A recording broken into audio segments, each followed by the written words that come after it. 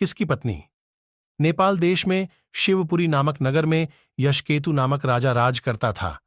उसके चंद्रप्रभा नाम की रानी और शशिप्रभा नाम की लड़की थी। जब राजकुमारी बड़ी हुई तो एक दिन वसंत उत्सव देखने बाग में गई। वहां एक ब्राह्मण का लड़का आया हुआ था।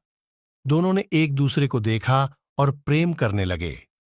इसी बीच एक पागल हाथी वहां दौड़ता हुआ आया। ब्राह्मण का लड़का राजकुमारी को उठाकर दूर ले गया और हाथी से बचा दिया। शशिप्रभा महल में चली गई, पर ब्राह्मण के लड़के के लिए व्याकुल रहने लगी। उधर ब्राह्मण के लड़के की भी बुरी दशा थी। वह एक सिद्ध गुरु के पास पहुंचा और अपनी इच्छा बताई। उसने एक योग गुटिका अपने मुंह में रखकर ब्राह्मण का रूप बना लिया और एक गुटिका ब्राह्मण के लड़के के मुंह में रखकर उसे सुंदर लड़की बना दिया। राजा के पास जाकर कहा, मेरा एक ही बेटा है, उसके लिए मैं इस लड़की को लाया था, पर लड़का न जाने कहां चला गया। आप इसे यहां रख लें, मैं लड़के को ढूंढने जाता हूं, मिल जाने पर इसे ले जाऊंगा। सिद्धगुरु चला गया और लड़की के भेष में ब्राह्मण का लड़का राजकुमारी के पास रहने लगा।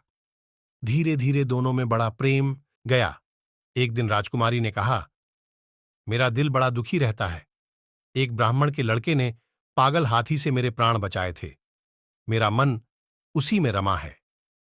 इतना सुनकर उसने गुटिका मुंह से निकाल ली और ब्राह्मण कुमार बन गया। राजकुमारी उसे देखकर बहुत प्रसन्न हुई। तब से वह रात को रोज गुटिका निकालकर लड़का बन जाता, दिन में लड़की बना रहता। दोनों ने चुप छाप विवाह कर लिया। कुछ दिन बाद राजा के साले की कन्या मृगांगदत्ता का विवाह दीवान के बेटे के साथ होना तय हुआ। राजकुमारी अपने कन्या रूपधार ब्राह्मण कुमार के साथ वहां गई। संयोग से दीवान का पुत्र उस बनावटी कन्या पर रींझ गया। विवाह होने पर वह मृगांगदत्ता को घर तो ले गया, लेकिन उसका हृदय उस कन्या के लिए व्याकुल रहने लगा। उसकी यह दशा देखकर दीवान बहुत हैरान हुआ। उसने राजा को समाचार भेजा। राजा आया। उसके सामने सवाल था कि धरोहर के रूप में रखी हुई कन्या को वह कैसे दे दे। दूसरी ओर यह मुश्किल कि न दे तो दीवान का लड़का मर जाए। बहुत सोच विचार के बाद राजा ने दोनों का विवाह कर दिया। बनावटी कन्या ने यह शर्त रखी कि चूंकि वह दूसरे के लिए लाई गई थी, इसलिए उसका यह पति 6 महीने तक यात्रा करेगा, तब वह उससे बात करेगी। दीवान के लड़के ने यह शर्त मान ली। विवाह के बाद वह उसे मृगांगदत्ता के पास छोड़ तीर्थ यात्रा चला गया। उसके जाने पर दोनों आनंद से रहने लगे। ब्राह्मण कुमार रात में आदमी बन जाता और दिन में कन्या बना रहता। जब 6 महीने बीतने को आए तो वह एक दिन मृगांगदत्ता को लेकर भाग गया। उधर सिद्धगुरु एक दिन अपने मित्र शशि को युवा पुत्र बनाकर राजा के पास लाया और उस कन्या को मांगा।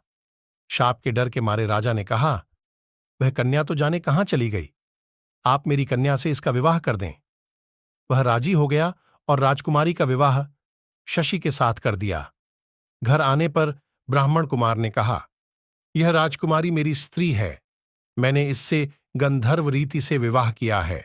शशि ने कहा, यह मेरी स्त्री है, क्योंकि मैंने सबके सामने विधिपूर्वक ब्याह किया है। बेताल ने पूछा, शशि दोनों में से किसकी पत्नी है? राजा ने कहा, मेरी राय में वह शशि की पत्नी है, क्योंकि राजा ने सबके सामने विधिपूर्वक विवाह किया था। ब्राह्मण कुमार ने तो चोरी से ब्याह किया था। चोरी की चीज पर चोर का अधिकार नहीं होता। इतना सुनना था कि बेताल गायब हो गया और राजा को जाकर फिर उसे लाना पड़ा। रास्ते में बेताल ने फिर एक कहानी सुनाई।